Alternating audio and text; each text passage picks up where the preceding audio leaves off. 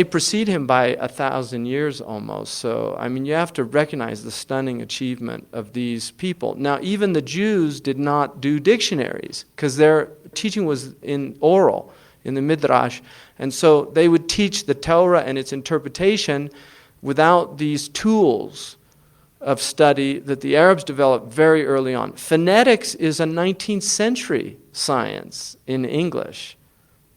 So even phonetic tajweed is incredible, that the preservation of the Arabic. So people have to realize this is one of the great miracles of Islam, is the preservation of the Arabic language. And that's why it's central to the teaching of Islam. And because these books are difficult and language is difficult, they made it a prerequisite. Before you could really go into these, you had to study grammar. And that's why many of them will embed grammar in their books as a way of keeping people out. And I know that when you speak, people misunderstand. People don't know what conditional sentences are. So they hear you say something and they think you said something else. And this is a major problem. In the past, common people had no pretense to knowledge, and so they would just be silent. But when people have a little bit of education, there's an assumption that they're educated, and so they assume they understand what is being said. So you have a major problem. This is where we get a lot of problems in the world today. It's from the inability for people to... In fact, my brother, who's a lawyer, and he's trained quite well in both logic and rhetoric, and had about 6 years of Latin. So he's very adept. He spent about 3 years just analyzing. He was an editor that used to analyze cases and see what the argument was. So he's very trained. And he told me he was reading an article about Islam, about the 6 universals of Islam: the preservation of life, the preservation of religion, the preservation of intellect, of dignity, of property. And he said, when I read this, I could not understand how these modern Muslims can be doing what they're doing. And he said to me, they really need to learn logic because it's so illogical in relation to the religion itself. So recently I did an article called How Holocaust Denial Undermines Islam. And the article was about mutawatir and ahad reports. But part of the point of the article was one of the things that Islam is being attacked on is that it's irrational. Muslims are irrational, Islam's irrational. And it's very sad for somebody who knows the tradition and knows the depth of these minds that really gave us this tradition to see how terribly represented the tradition is today by a lot of idiots. I mean, real Sufaha, what the Quran calls Sufaha, fools.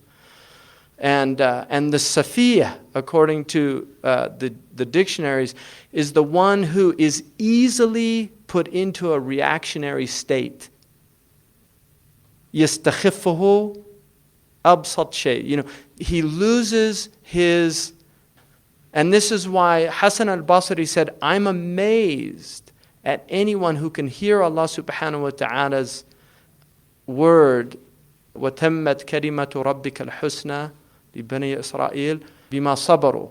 We completed the beautiful words for Bani Israel because of their patience. We completed this teaching for them because of their patience, because they went through a lot of tribulation. So he said, once you hear that patience is the way that Allah completes His bounty to you. And Umar ibn Abdul Aziz said that Allah will never deprive a servant of something. And if that servant responds to it with resignation and patience, Allah will give him better than what He deprived him of. That's a guarantee from Allah subhanahu wa ta'ala. And so the importance of language can't be underestimated. People have to learn language. It's good to learn one language well, your own. People say America's monolingual. We only speak one language. But that's debatable in and of itself. Because a lot of people cannot read an argument and understand. And that's true all over the world. People can't read anymore and understand. And then also people write things that are completely illogical. There's no logical basis for it. So this is a major problem. So this was all an introduction to what he's going to talk about now. Al-Kalamu ala al-Basmala. Now he's going to speak about the meaning of Basmala. And Basmala is a way the Arabs say, like Hawqala is to say La hawla wa la quwwata illa. Basmala is to say Bismillah ar-Rahman ar-Rahim. Alhamdulillah is to say Alhamdulillah hi Rabbil Alameen.